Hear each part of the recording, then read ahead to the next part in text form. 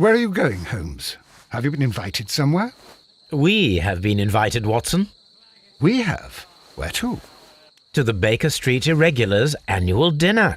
They sent us an invitation. It is on the table. A dinner? How could those street urchins afford anything like that? I can't understand your interest in them, Holmes. They're dirty. They wouldn't hesitate to steal your wallet. Watson, you should be excited. It is a secret dinner. Its location changes every year. Read the menu. Sounds mouth-watering. All right. We, the secret police of Baker Street, invite you, Sherlock Holmes, and Dr. Watson to our annual dinner. Menu, entree, frozen rat-head salad. Is this a joke? Not at all. Pray continue. Main course, sow's udder in Danny Nutcracker's way. Sounds disgusting, Holmes. Hedgehog goulash. Street turnips in homemade juice. And it goes on. I can hear them on the stairs now. Oh, we can't go there. We can't eat that. Watson, you'll hurt the feelings of those poor children. We have to go. Oh, Mr. Holmes. It is fine, Mrs. Hudson. Mr. Holmes! Wiggins, Dr. Watson is getting ready. He will be delighted to join us. You don't look well, my young man. Is there something wrong? Don't tell me the dinner is cancelled. Mr. Holmes, it's my brother Leighton. He's in a prison cell. They say he's killed 2 men. You have to help us, Mr. Holmes, 'cause I know he didn't do it. Where is he now? From what I've heard, they took him to the yard and they gave him a good beating already. You know what they're like. They'll hang him. They won't look any further. Holmes, we have to help him. Well, and forget about the dinner?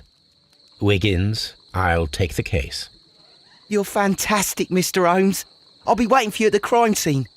You'll be there, right? It's on Half Moon Street in Whitechapel. Very well.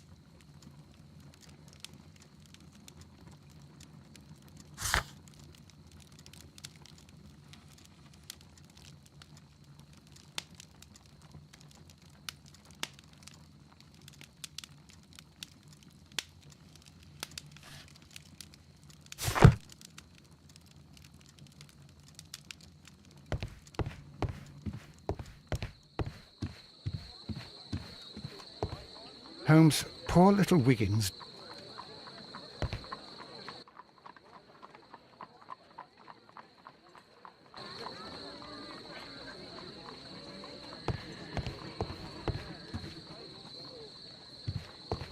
Hello, Toby.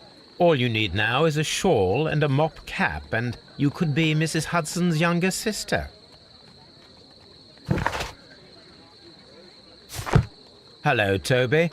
All...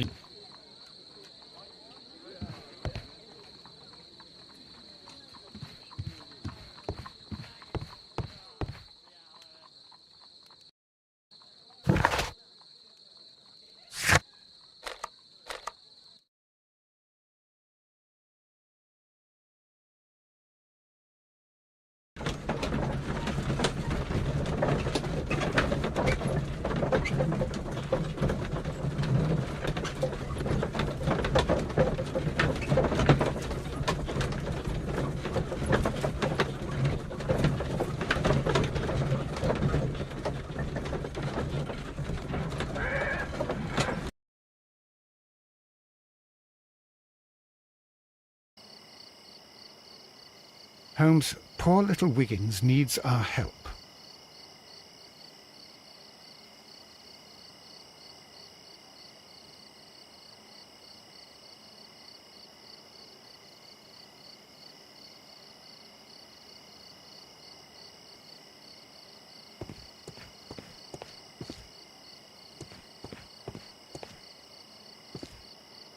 Locked.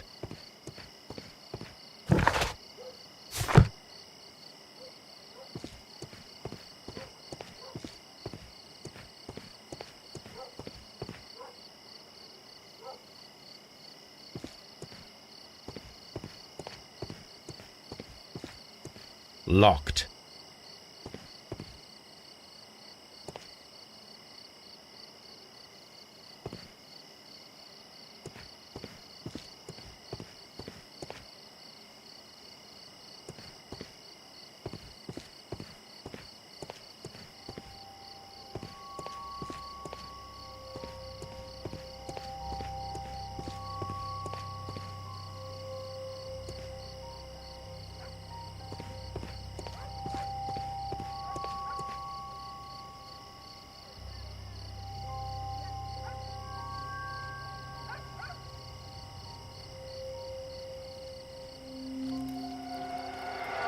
Please, gentlemen, leave the scene now. Oh, Mr. Holmes, is that you? Good evening, Constable... Constable Marrow. I was here with Inspector Aberline during the Ripper case, Mr. Holmes, back in '88. But then this is nothing like that case. With this one, we've got the murderer, the weapon, and the statements, which speak for themselves. Of course, Marrow. But you know that appearances can sometimes be deceiving. Who were the victims? The two men here, both shot. The stab fellow was Brian Vercotti, a well-known ruffian. The other, Kenneth Butler, a jeweller by trade. You spoke of statements. You have witnesses? Well, I was there, so I gave my own statement. And then there were two other witnesses who said they saw the killer Chapman. Mr. Turner, a gentleman who lives in that flat over there. And Polly Powell, a flower seller, who was over at the far side of the street.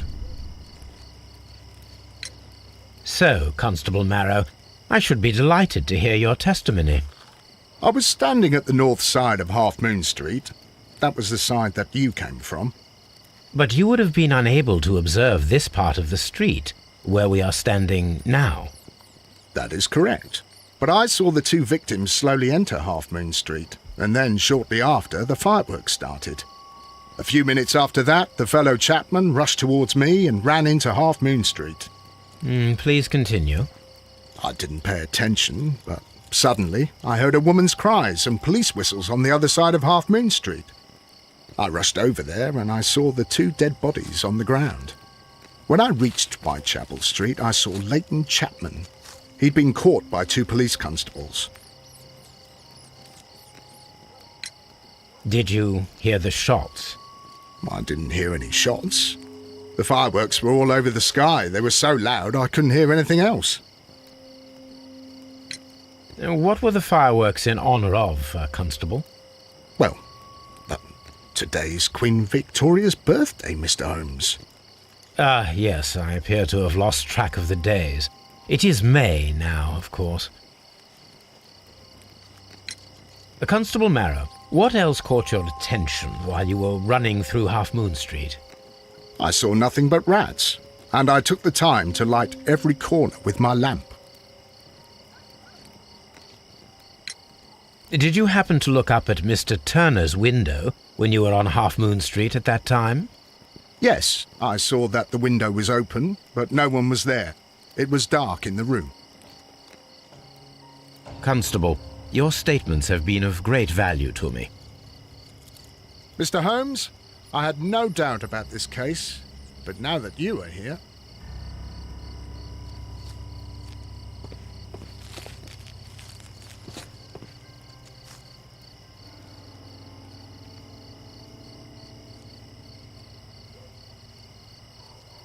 He tried to stop the bleeding with his hand. Death was not instant.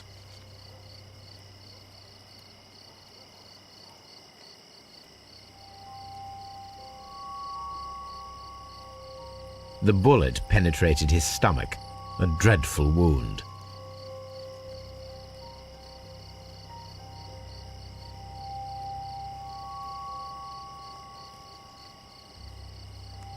A tattoo from Westgate Prison. Vercotti must have done some time there.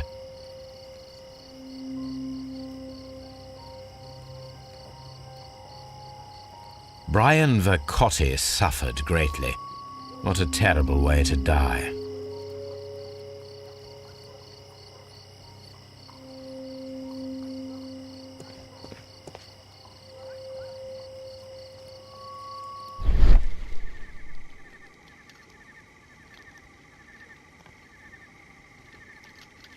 A piece of wood that has stuck between the cobblestones.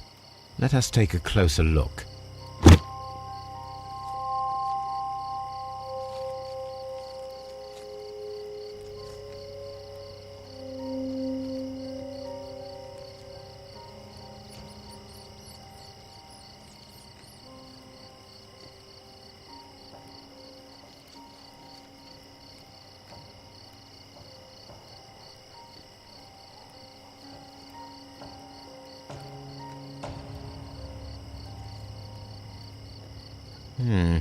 This shard of wood is quite new.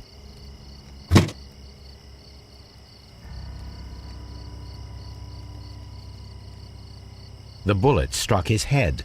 This man didn't stand a chance.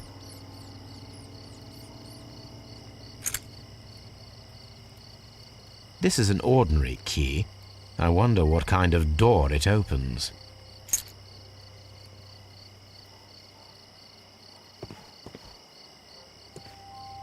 It would be my pleasure to assist you with your investigation, Mr. Holmes. A fairly long pole with a forked end.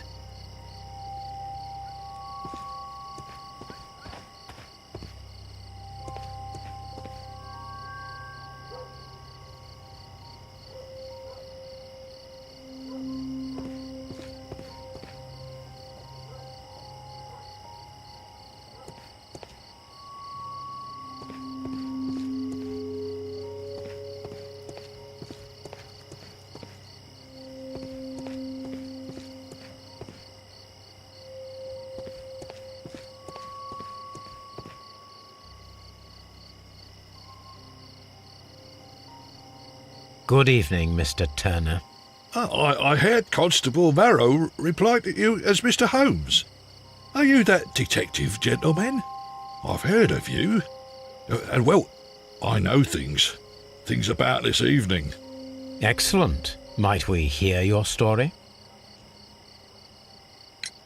Could you tell us everything that you may have seen or heard? I was already in bed when the fireworks started. A few moments after, I clearly heard 2 gunshots from outside. Please continue. I quickly got up and I grabbed the lamp from my nightstand and I rushed towards the window. I looked down and I saw 2 bodies. And there was a man with a gun who was standing nearby. Where exactly? Well, near this body. Did he notice you? I don't think so. He rushed towards Whitechapel Street without looking around. Mr. Turner, did you see anyone else in the street? No, I saw no one but that man, the murderer, the fellow they caught. Were the 2 shots you heard consecutive? Yes, there was a very short pause between them, and they sounded different somehow. It seemed to me that the second shot was louder than the first. That is an interesting comment. Mr. Turner, what were your actions after you stepped up to the window? I was afraid that the man with a gun might return, so I stayed close to the window till I saw the policeman coming in the Half Moon from Whitechapel.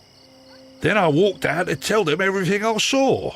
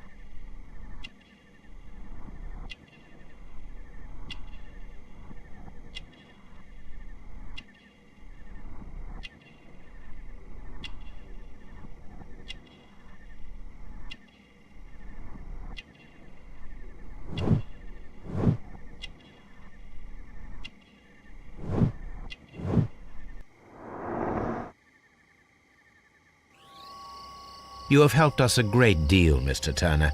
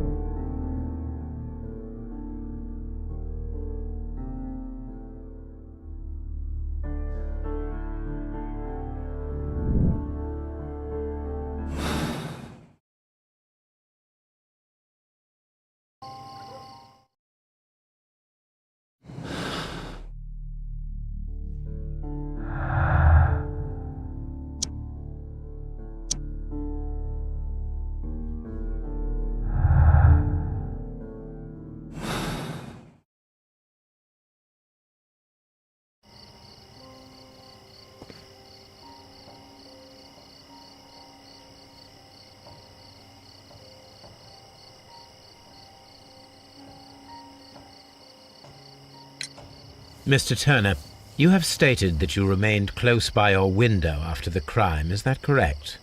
Oh, yes, Mr. Holmes. I stayed at my window until the policeman arrived to examine the dead bodies.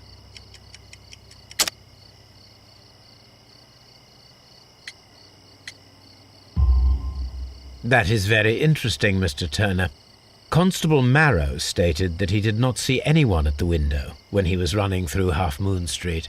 Well, I think Constable Marrow and me, we might have been distracted by the whistles and shouts coming from Whitechapel. We could have missed each other somehow. You understand what I mean?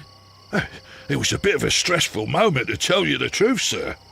Allow me to form my own theories, Mr. Turner. Would you mind showing me the view that you had from your window? Not at all, Mr. Holmes. Please, follow me.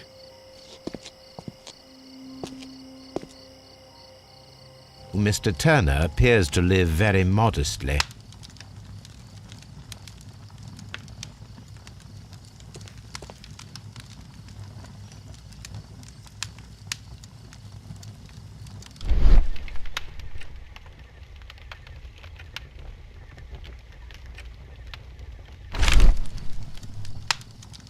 The papers are almost entirely burned. I am unable to see what's written here.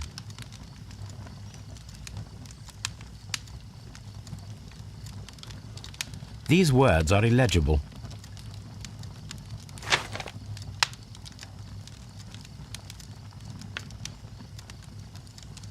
This fire is dying out.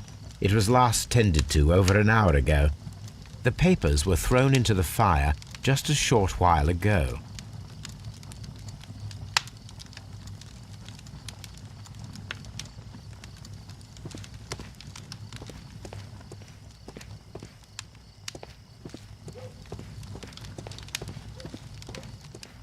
Mr. Turner was roused from his bed by the sound of gunshots.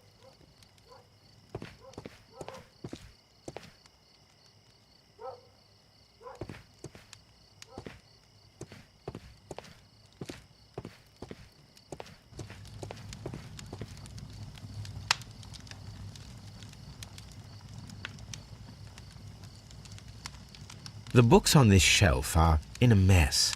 It looks as though Mr. Turner was trying to find something in a hurry here a short while ago.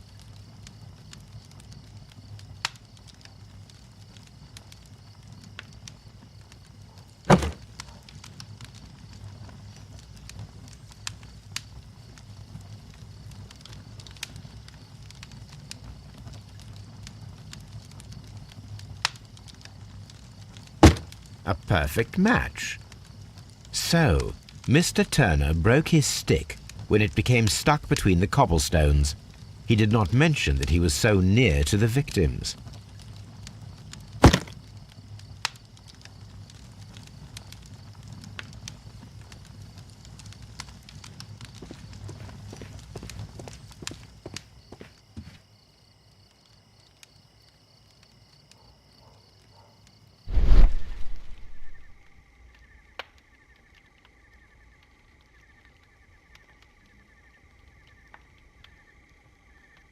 There are pieces of shredded paper scattered over the table.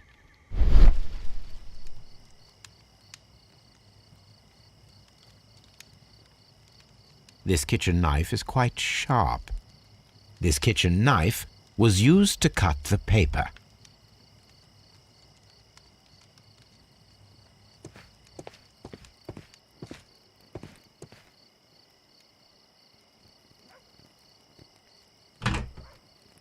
So, that's the view Mr. Turner had when he opened the window.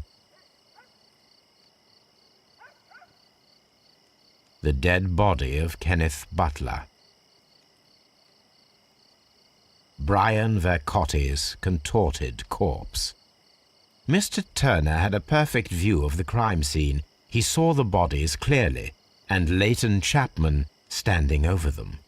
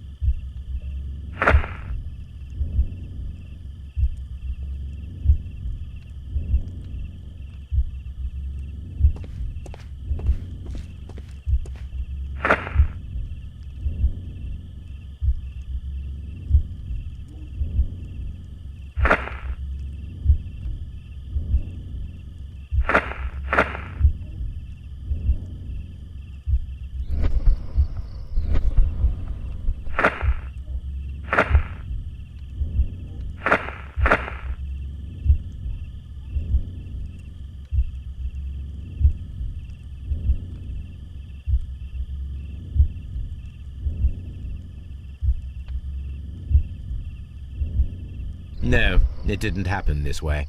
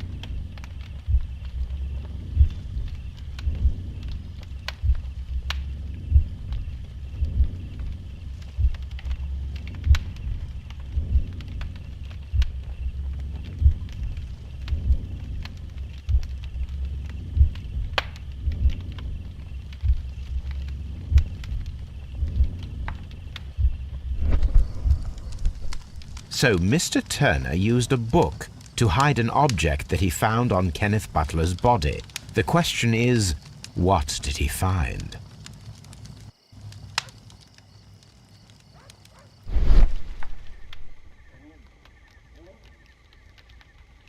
I can see prints from greasy fingers upon the cover of this book. Let us take a closer look.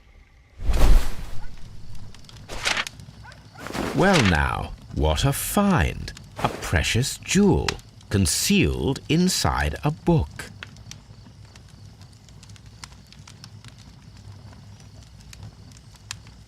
A bracelet with a unique ram's head design, a distinctive feature of ancient Grecian artifacts, probably of the Hellenistic era.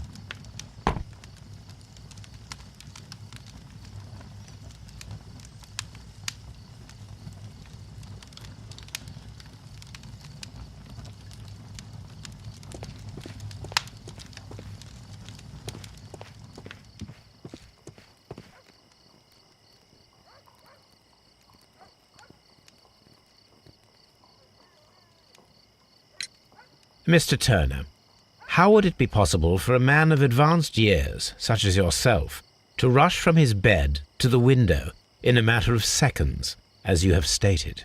Well, I'm able to move very quickly, despite my age. And when the situation requires it, Mr. Holmes.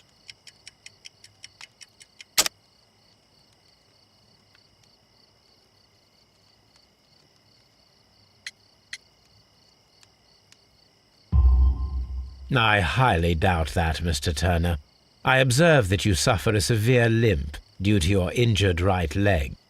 It would have taken at least 10 seconds for you to approach the window. That means you could have easily missed something or someone in Half Moon Street during that time. You're right, Mr. Holmes. I could have missed something. But it did seem to me that everything happened so quickly. Time can pull tricks on you. And what of everything else that you told us? Mr. Turner, it is vital that we have your complete and true statement. Mr. Holmes, I do assure you that the other things I said were most sincere.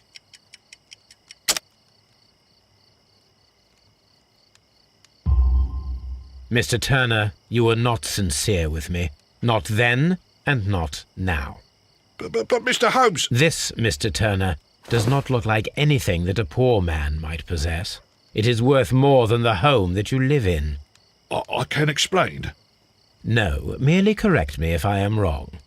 You saw Leighton Chapman through the window, but you also noticed a glittering object on the ground, this precious jewel.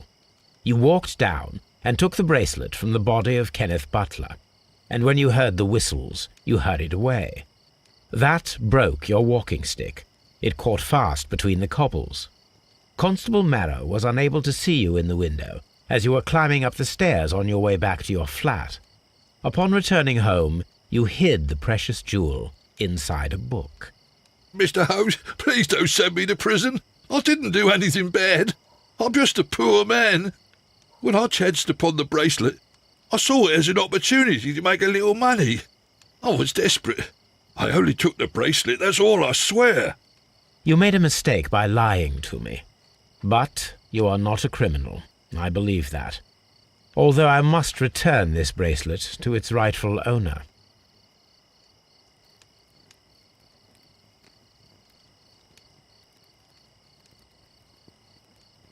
That's why it's better to stay at home at night.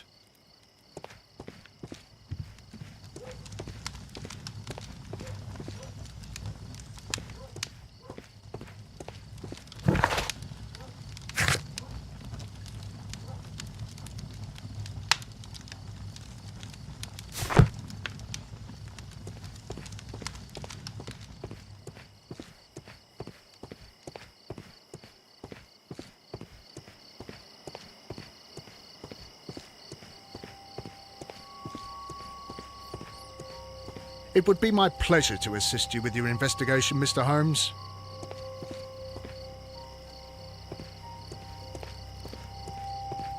I'm always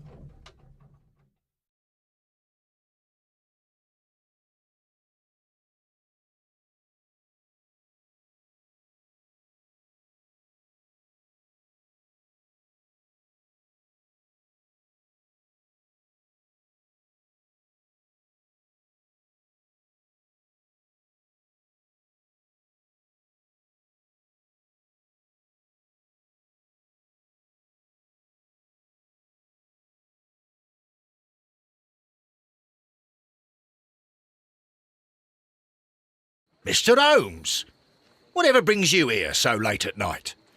I'm interested in the case of young Leighton Chapman. He was arrested earlier this evening and accused of a double murder. I beg your pardon?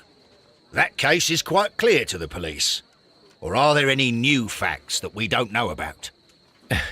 Who knows, Inspector? Look, you are free to investigate, of course, Mr. Holmes. Chapman was arrested with a revolver in his possession, which you can find in the evidence room. The suspect himself is in custody. Did you find anything else on his person? A few personal belongings. Nothing particular, Mr. Holmes.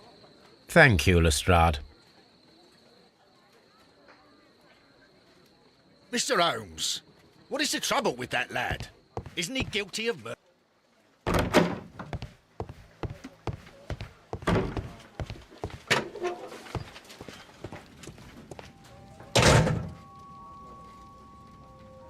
So this is the gun that Leighton was holding when he was caught by the police. It is a Webley revolver, a reliable weapon. It seems as though the shells were not removed from the cylinder.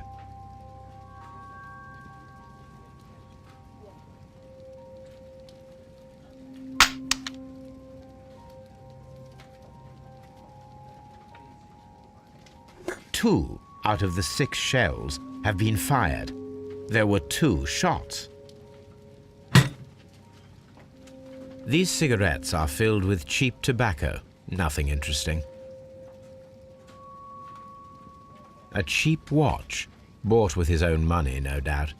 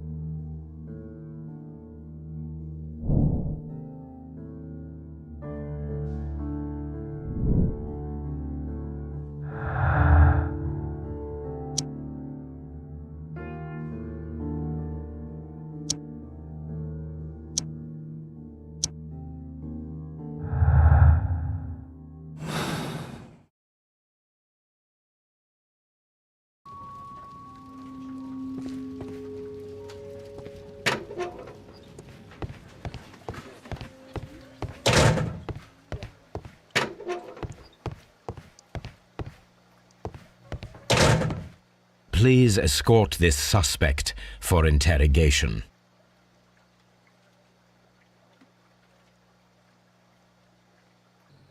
Good evening, Mr. Chapman. Who are you? I've got nothing to say. It's all a mistake. Calm down, Leighton. I have come here to help you. To find out if you truly are innocent, as your younger brother Wiggins has told me. My brother? You know him? Then that means you're... Sherlock Holmes. Oh, blimey. All right, Mr. Holmes. I'll tell you everything. Good. Tell me your account of what happened. I left my work and I hurried up to see the fireworks in Whitechapel. I was late, so I decided to cut through Half Moon Street. I saw the first fireworks light up in the sky. I bumped into a constable on a corner before entering Half Moon. Then suddenly, what with all the firework flare, I saw 2 men. They were both lying flat in the middle of the street. I stopped where I was. I thought about turning back to the police, but as I was thinking of that, I saw a third person. He was leaning over the body that was furthest from me. The second I saw him, he raised his head and he stared at me. In a flash, I saw his gun, but he made a dash for it instead and he escaped through Whitechapel Street. So you might still have had time to return to the constable. I panicked. I didn't know what to do. Anyway, I approached the bodies just to see if they were still alive. I saw that one had blood pumping out of his stomach. He was dying. It was horrible. The second one was already dead. He had a hole in his head. He was holding a gun in his hand, though. I took it, and then I followed the third man. Interesting. Pray, continue. I turned a corner, and I saw the man standing in the middle of the street. He seemed to be in some sort of panic. And then, Mr. Holmes, something strange happened. I told the police and they laughed at what I said, but I swear to you, my words are true. I started running towards him. But then I was blinded by a flash. It was so bright that I hardly saw anything for a good dozen seconds. But I kept running forward. As I arrived in Whitechapel, I heard a woman screaming. And then I was caught by the police. But there wasn't a trace of that man. Of course, then they found a gun and all that blood. I couldn't see the murderer escaping and all that mess. Perhaps I was still half-blinded at that moment. A thrilling account, my young man. Leighton, are you able to describe the person whom you saw standing in Half Moon Street? Well, I wasn't able to see his face at all. It was too dark, and he was too far away. I could see his silhouette. And what about that? Nothing so special. He was wearing a jacket. He was quite average in size and his weight. I see. Was there anything else that struck you at the time? No. But perhaps... It's strange, but I can't remember the sound of his footsteps as he was running away. Perhaps it was because of the fireworks or the surprise of me seeing him.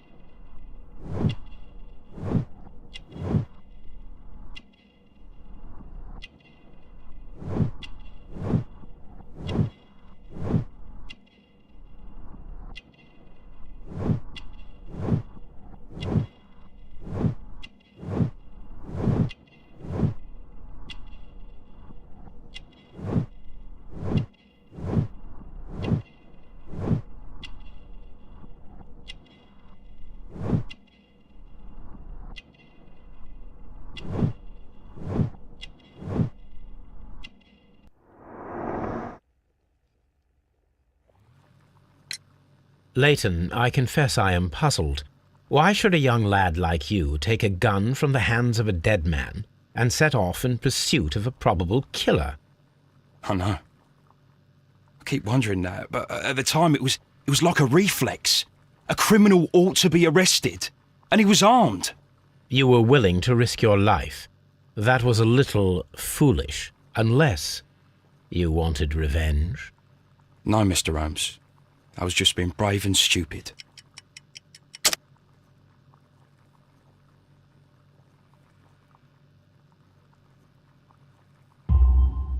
I'm sure that you were, but I believe that you may have recognized one of the victims, Brian Vercotti. You knew that gentleman well, did you not? However could you know that? You have a typical tattoo of the Westgate Brotherhood upon your hand. I observed exactly the same mark upon Mr. Vercotti. You came to know him from your sharing a past prison sentence. Am I correct, Mr. Chapman? Oh, God. You're right, Mr. Holmes. Would you tell me a little about Brian Vercotti? We were convicted for a robbery. Once in prison, both of us joined one of these fraternities. During that year, we tried to help each other out, you know? You were quite young then, I believe. Yes, Mr. Holmes, we were. We'd only stolen a pound of meat. After we were released and when I saw what my little brother had become, I decided to work towards living an honest life. And Vercotti? He had a hard time. His sister had died in a Whitechapel dispensary while he was in prison. He had no family anymore. Our paths split. He fell back into crime. So you lost him? Yes. And for around 2 years, I heard no news of him at all. We shall see you soon, young man.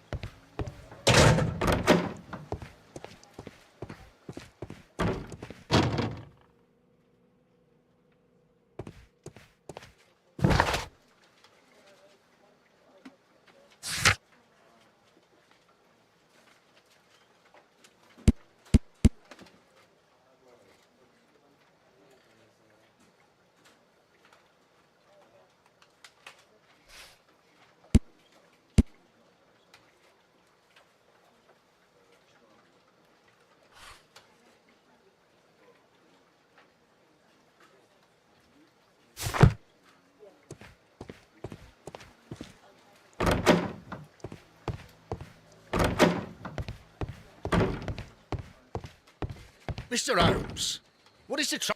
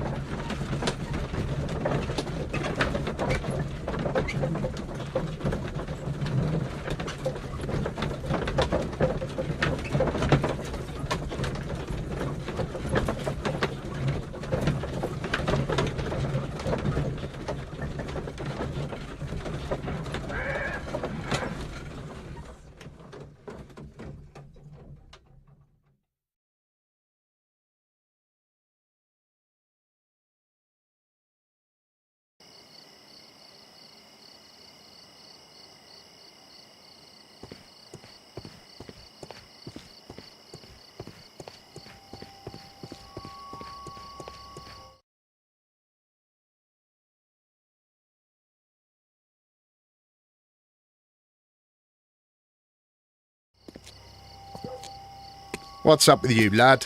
What are you waiting for? I'm waiting for my brother to be released. Your brother?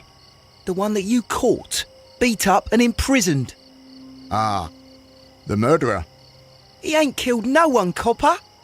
Watch your mouth, lad, else you'll be joining that worthless brother of yours.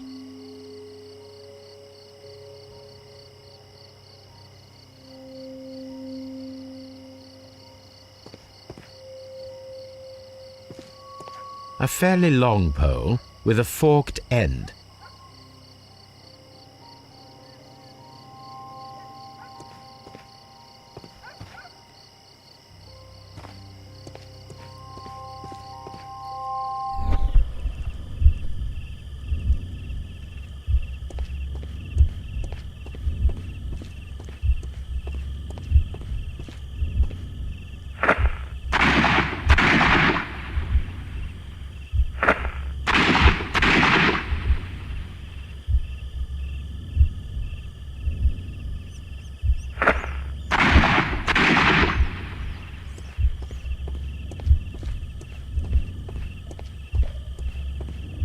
I am unable to see any higher.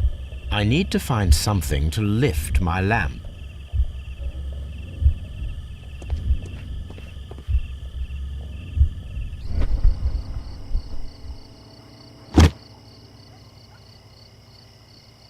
This should be useful.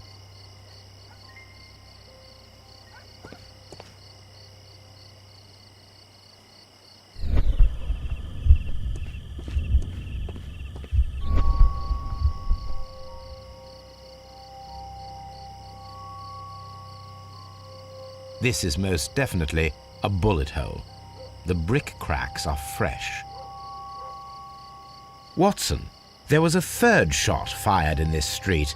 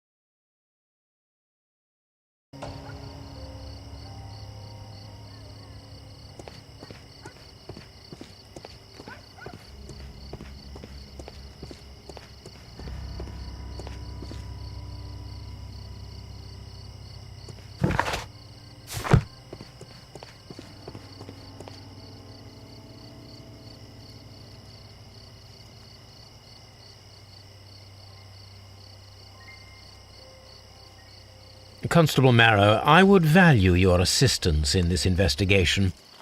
It would be my pleasure, Mr. Holmes. I would like to make sure that there are no places in Half Moon Street where a man could hide while you were running through it with your lamp. All right, Mr. Holmes, what should I do? Take your lamp and start walking, just as you did before, and try to find me. Understood.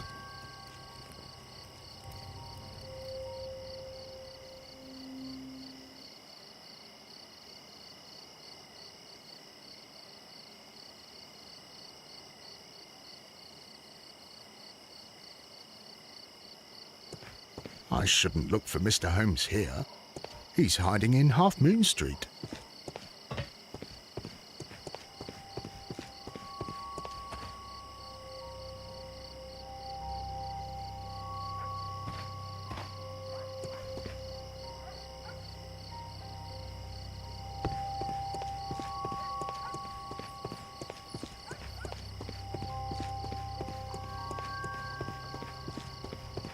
No, this is not how I walked at the time of the crime. I was more attentive. Let's start over again.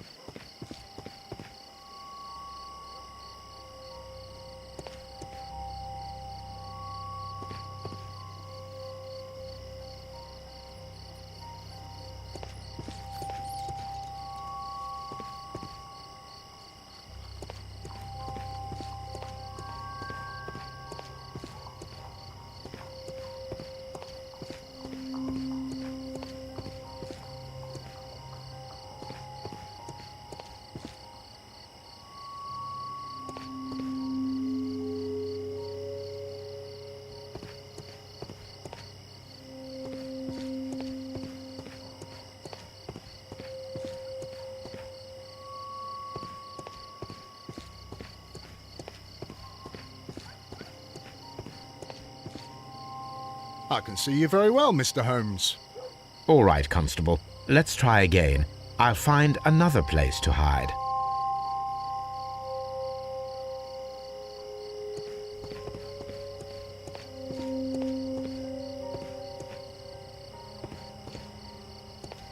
Here you are, Mr. Holmes.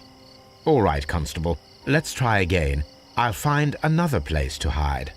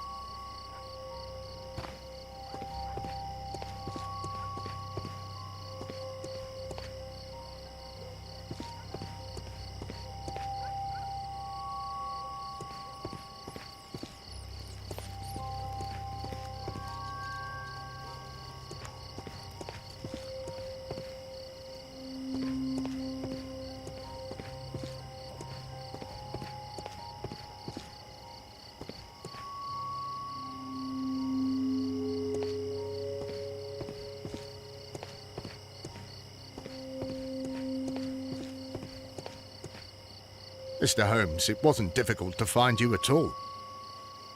It is obvious now. No one could escape Constable Marrow's lamp while hiding in the street.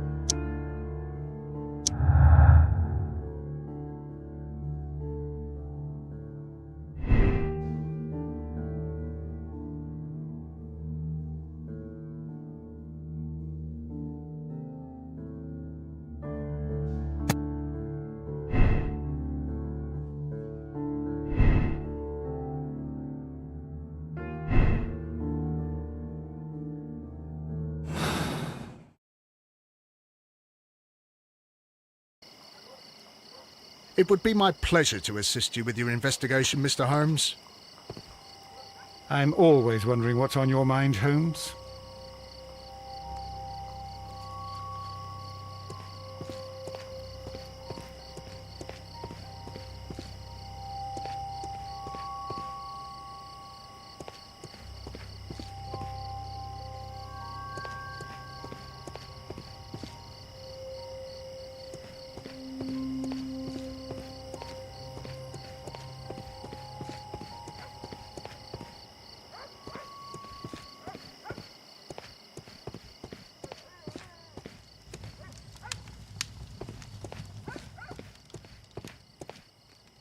That's why it's better to stay at home at night.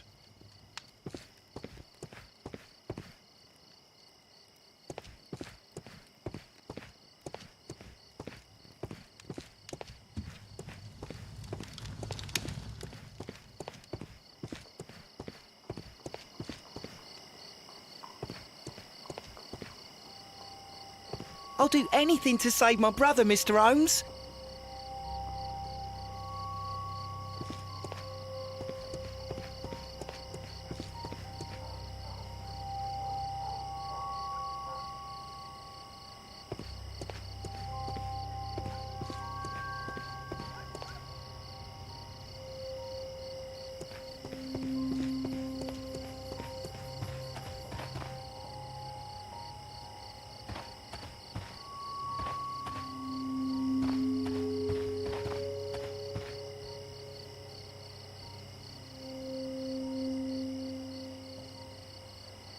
Mrs. Powell? What do you want? My name is Sherlock Holmes. I'm assisting the police with their investigation of the crime that took place this evening. Well, I've already gave my testimony, but very well. Could you tell us everything that you may have seen or heard? Yes. I was selling my flowers as usual, and then the fireworks began, in honour of Queen Victoria. I enjoyed those. But then, all of a sudden, a young lad ran out of Half Moon Street and stopped just by me. He had a gun in his hand. He was like a ghost, and all covered in blood. It was dark, but I could see him, because of the flashes from the fireworks. And then? I screamed as loud as I could. I knew that a policeman should be on duty in the vicinity. He had no time to escape. 2 constables got him. Then another constable came out from the very same street, and I heard him talking of a horrible murder. Mrs. Powell, did you hear the gunshots? I'm not sure. You know, what with the fireworks? Did you see anyone else leaving Half Moon Street, prior to or at the time of the crime? No, sir, I did not. Even with all the fireworks, I was very attentive, as I'm always on the lookout for customers. My thanks to you, Mrs. Powell. Such a young man, and already a murderer.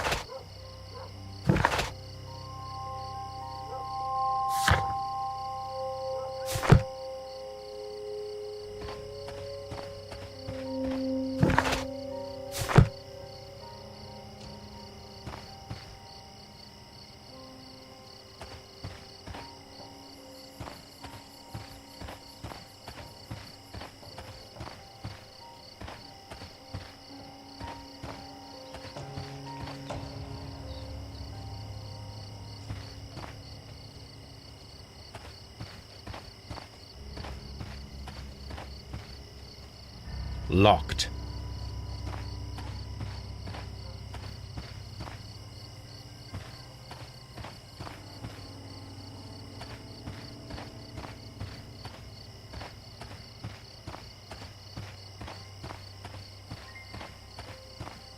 Locked. Locked.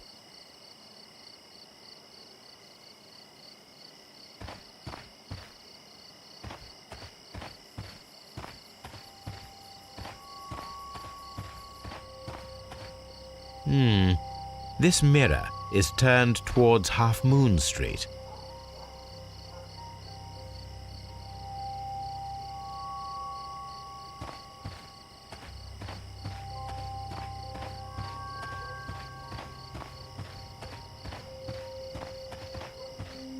Locked.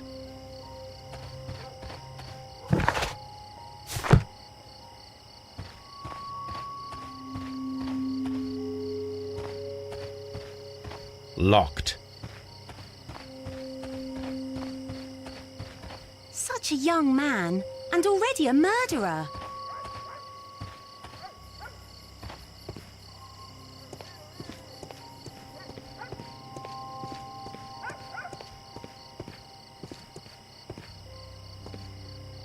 Mr. Holmes, did you see my brother at Scotland Yard? Is he all right?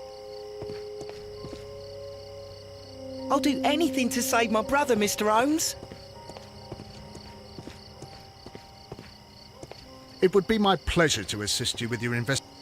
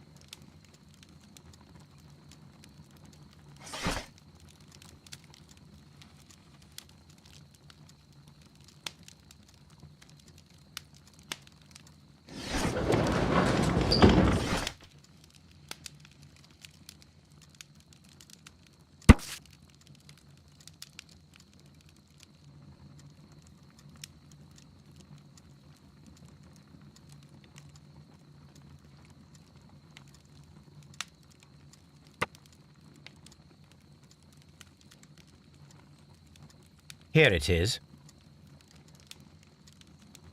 I need to continue my research in my archives.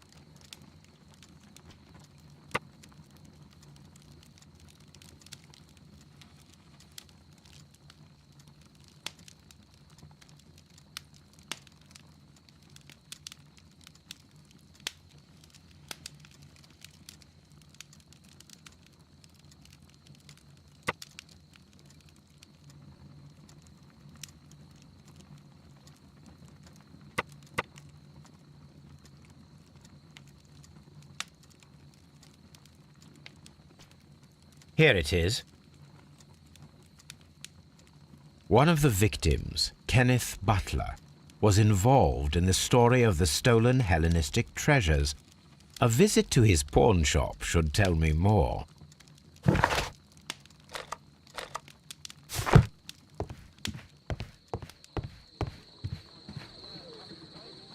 My analysis table. It is useful for my work.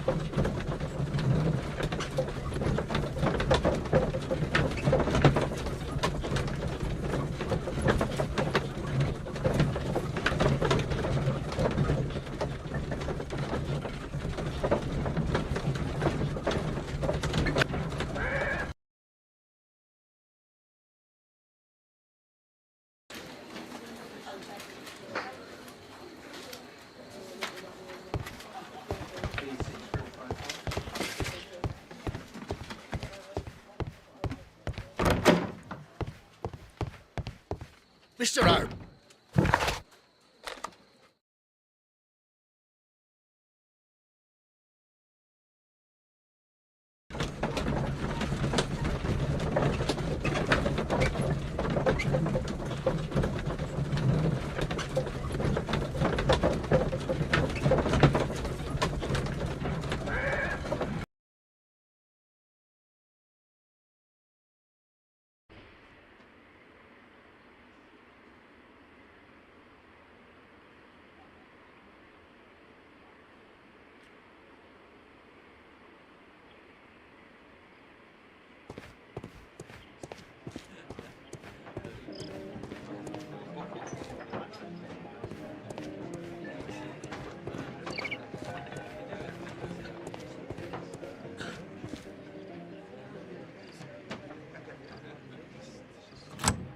Mr. Butler's key.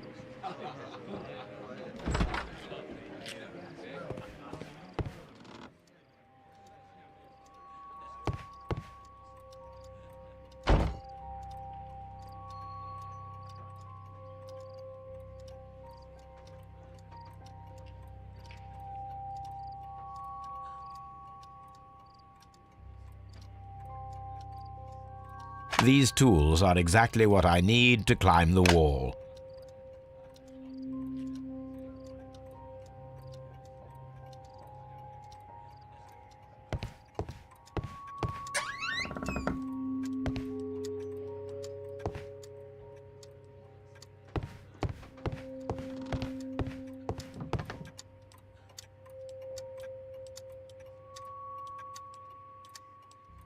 This is exactly what we need in order to imitate the flash of the fireworks.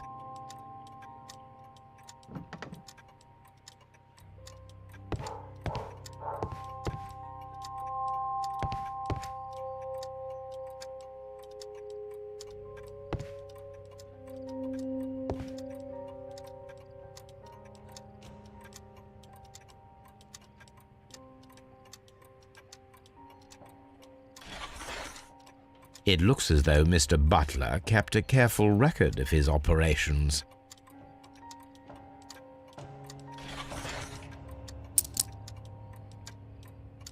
The ram's heads. This necklace belongs to the 5 Rams of Mittelin collection. Interesting.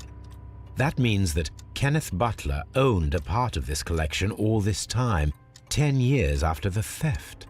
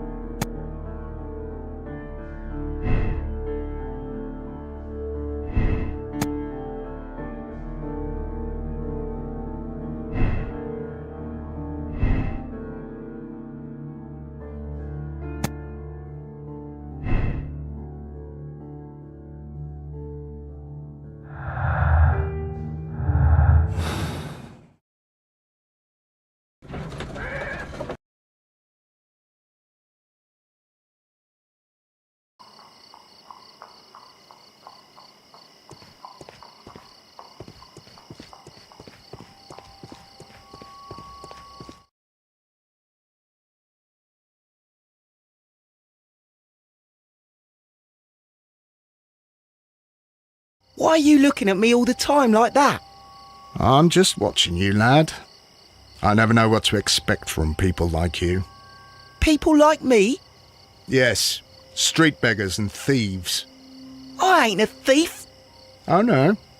Then where did you get whatever it is that you're gnawing on? I very much doubt that you bought it.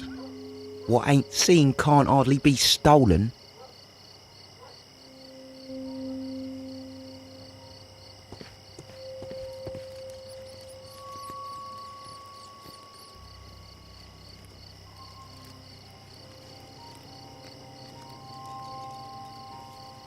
Constable Marrow, Watson, I would like to perform another kind of reenactment with your help. I'm listening, Mr. Holmes. I want to check if Leighton's testimony can be trusted, if someone could vanish into thin air at a specific moment. But Holmes, I don't see how. I am going to be the mysterious gentleman whom Leighton followed. I will stand exactly where he saw him before he was blinded by the flash.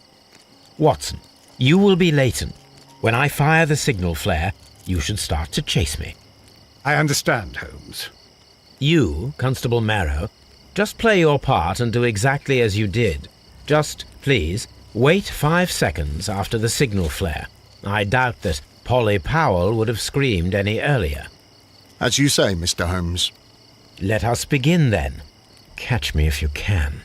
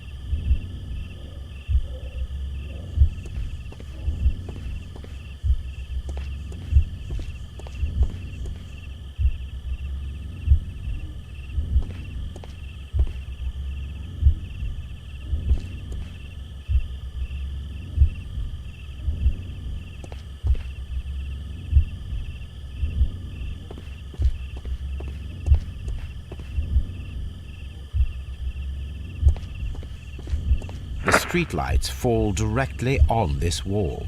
Not an ideal spot to escape the crime scene. It is also directly in front of Polly Powell. This wall is cast in shadow. It would be difficult to see anyone scaling it.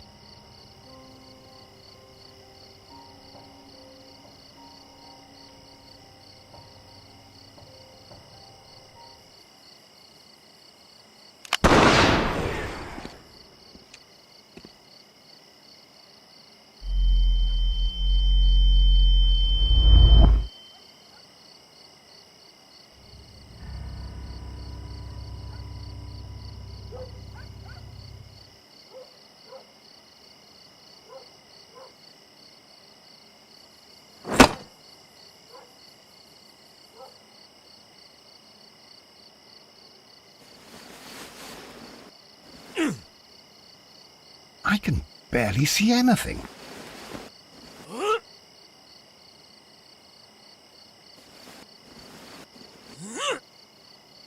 Holmes? Are you there?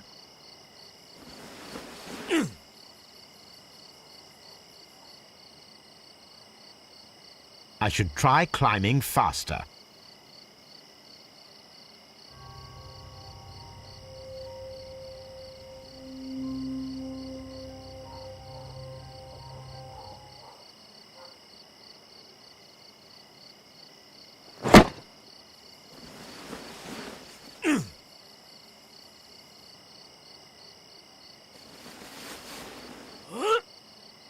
I can barely see anything.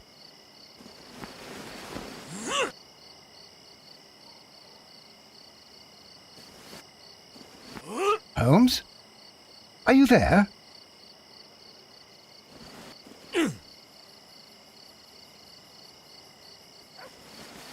I should try climbing faster.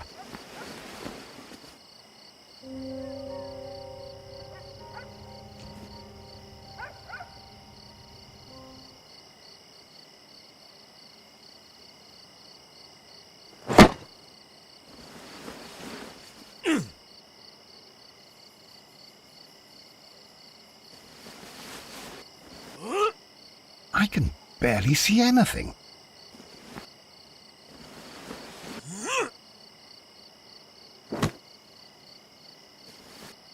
Holmes? Are you there?